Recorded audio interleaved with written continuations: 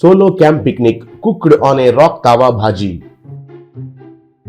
एक कॉलेज में 4 विद्यार्थी पढ़ाई करते थे। उनका नाम रवि, किरण, ऋषभ और मदन था।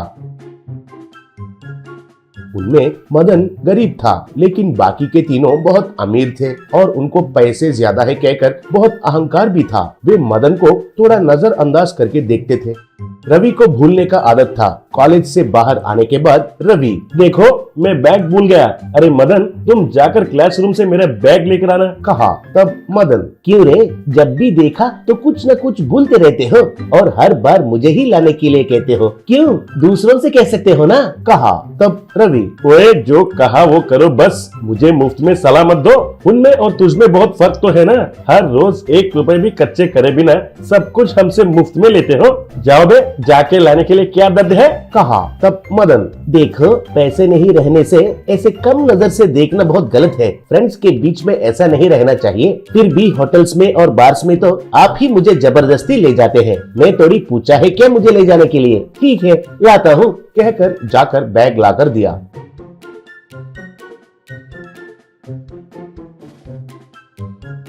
एक दिन चारों बार में गए। उधर शराब पीते हुए रवि, ओए मदन, कार में सिगरेट पैकेट भूल गया हूँ, जाके लेकर आओ, कहा। तब मदन, अरे क्या है ये, आराम से बेटा, तो फिर से नीचे जाकर लाने के लिए कहते हो, कहा। तब रवि, देखो बार में कितना खर्चा होता है पता है ना, एक पैक का 200 है, कहा। तब मदन, देखो बार में नहीं आऊंगा बोलने से भी आपने ही मुझे जबरदस्ती लेकर आए हो। फिर भी मुझे शराब की आदत नहीं है, मैं तो खाली थम्स अप पीता हूँ, तुम तो नहीं बदलोगे, कहकर बाहर जाकर लेकर आया। एक दिन चारों बात कर रहे थे। तब ऋषभ, दोस्तों इधर बहुत बोर लग रहा है, कल से कॉलेज को हॉलिडेज दिया है ना, हम कहीं कैंप के लिए जाएंगे, क्या कहते हैं, पूछा। तब किरण, हाँ हमारे गांव के बगल वाले पहाड़ पर कैंप करेंगे, कहा। तब रवि, सुपर आइडिया है, फिर तो पूरा इंतजाम करते हैं, कहा। तब किरण, मेरे पास टेंट है, लेकिन उसमें तो 3 लोग ही रह सकते हैं, लेकिन हम तो 4 हैं, फिर कैसे, पूछा। तब रवि, कैसे कहे तो उस मदन को छोड़कर जाते हैं, सिंपल, कहा। तब मदन, ये क्या है, इतना काम मत करो, ठीक है मैं टेंट में नहीं रहता हूँ, मैं अपना इंतजाम खुद करता हूँ, मुझे आपके साथ लेके जाइए बस, कहा। तब किरण, पहाड़ पर पहुँचने के लिए 1 दिन लगता है, उधर बहुत ठंडा भी रहता है, एक बार सोच लो, कहा। तब मदन, मेरे बारे में छोड़ो, मैं अपना देखभाल खुद करता हूँ, मुझे आपके साथ लेके जाएंगे तो बस है, कहा। तब वे ठीक है कहे। अगले दिन चारों सामान को लेकर पहाड़ पर चढ़ना शुरू किए।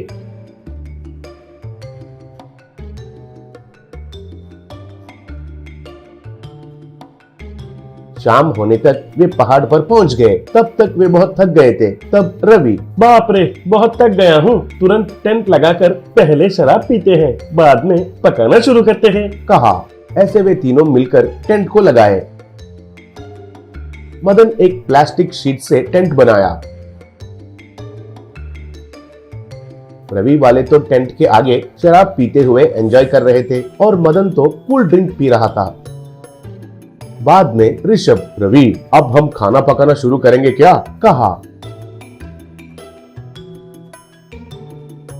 रवि टेंट में कुछ ढूंढकर, अरे बाप रे ये तो बहुत बुरा हो गया है, खाना पकाने का सामान भूल गया हूँ, अब क्या करेंगे, पूछा। तब उन दोनों को बहुत गुस्सा आकर रवि को पकड़कर खूब मारे।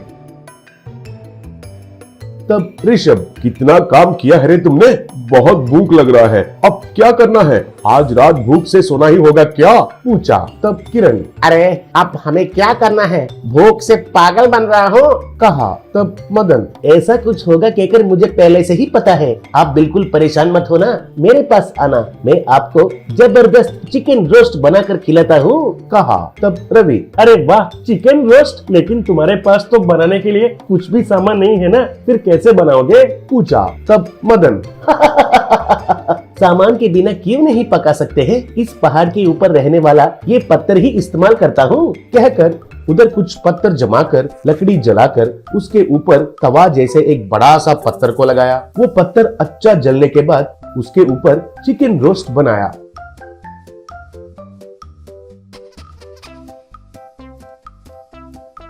वो खाकर सब लोग उनका भूख मिटाए।